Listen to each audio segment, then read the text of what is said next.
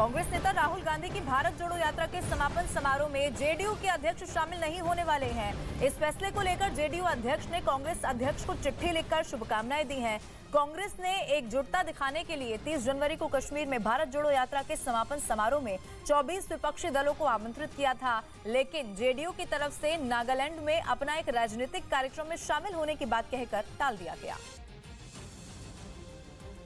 इधर छत्तीसगढ़ के सुकमा में सुरक्षा बल ने एक बम को नष्ट कर दिया और जिससे एक बड़ा हादसा होने से टल गया। सुरक्षा बल के जवानों ने गश्त के दौरान इस बम को बरामद किया था, जिसे एक जंगल में ले जाकर नाकाम कर दिया गया, लेकिन जैसे ही वहां बम फटा पूरा इलाका तेज धमाके से गूंज उठा।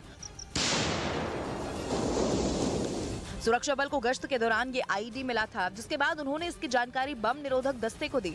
मौके पर पहुंची बम निरोधक दस्ते की टीम ने उसे बेहद सावधानी से नष्ट कर दिया। इसके बाद सुरक्षा बल ने आसपास के इलाके ये अपने गांव से ही बिजनेस करके 100 करोड़ से भी ज्यादा का बिजनेस करते हैं। क्या आपको भी गांव से ही बिजनेस करना है? तो फ्रीडम ऐप को अभी डाउनलोड कीजिए। में सर्च ऑपरेशन भी चलाया ताकि अगर कहीं कोई और बम हो तो उससे भी नष्ट किया जा सके। न्यूज एजेंसी एएनआई के मुताबिक चीन सीमा विवाद पर समझौते की आड़ में भूटान को धोखा दे रहा है। एएनआई की रिपोर्ट में दावा किया गया कि चीन बातचीत का बहाना करके भूटान की सीमा में तेजी से घुसपैठ कर रहा है और वो विवादित क्षेत्रों में गांव और बस्तियां बसाकर उन पर कब्जा जमा रहा है। इसके साथ ही चीन भूटान से विवाद वाले हिस्सों में अपने लोगों को बसा रहा है। रिपोर्ट के मुताबिक इसके लिए चीन उन लोगों को पैसे और दूसरी सुविधाओं का लालच भी दे रहा है। चीन भूटान के साथ 400 किलोमीटर से ज्यादा लंबी सीमा साझा करता है और दोनों देशों के बीच सीमा के कई हिस्सों को लेकर सालों से विवाद चला रहा है। इसी सीमा विवाद को सुलझाने के लिए चीन और भूटान ने 2021 में एक समझौते पर दस्तखत किए थे, जिसके बाद दोनों देशों के बीच कई दौर की बातचीत हो चुकी है और कुछ रोज पहले भी चीन ने भूटान से बातचीत में यह भरोसा दिलाया था कि वो जल्दी ही विवाद को सुलझा लेगा। लेकिन अब खबर आ रही है कि वो भूटान की ही जमीन को हड़प रहा है, जो कि भारत के लिए भी खतरे की घंटी है, क्योंकि भूटान की उत्तरी सीमा पर जिन 2 इलाकों पर चीन का दावा है, इनमें एक चुंबी घाटी का है।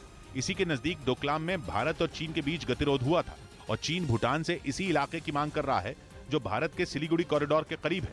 सिलीगुड़ी कॉरिडोर को चिकन्स नेक भी कहा जाता है, जो भारत के लिए बेहद अहम है, क्योंकि यही कॉरिडोर पूर्वोत्तर राज्यों तक पहुंचने के लिए मुख्य रास्ता है। ऐसे में चीन अगर इसके करीब आकर बैठ गया तो भारत के लिए वो बड़ा खतरा बन जाएगा। कहा जा रहा है कि इसी वजह से चीन ने भूटान के साथ वार्ता वाली चाल चली, ताकि बातचीत की आड़ में वो दोनों देशों की सीमा के विवादित हिस्सों पर कब्जा जमा सके।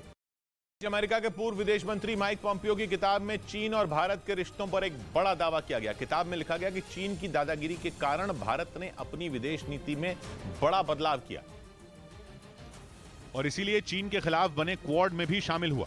आमतौर पर इस तरह के संगठनों से दूर रहने वाले भारत के रुख की माइक पॉम्पियो ने खूब तारीफ की। कुछ दिन पहले बाजार में आई पॉम्पियो की किताब never give an inch fighting for America I love में भारत के बारे में कई अहम जानकारियां लिखी गईं। पॉम्पियो के मुताबिक क्वाड में भारत का शामिल होना एक बड़ी घटना थी। इस संगठन में भारत के अलावा अमेरिका, जापान और ऑस्ट्रेलिया शामिल है। हिंद महासागर और पूर्वी चीन सागर में दादागिरी कर रहे चीन के खिलाफ ये संगठन बनाया गया था। लेकिन पॉम्पियो का दावा अगर सही है तो LAC पर चीन का अड़ियल रवैया देखने के बाद भारत ने इस संगठन में शामिल होने का फैसला किया था। न्यूज़ 18 इंडिया की web series FIR number 208 streaming सून।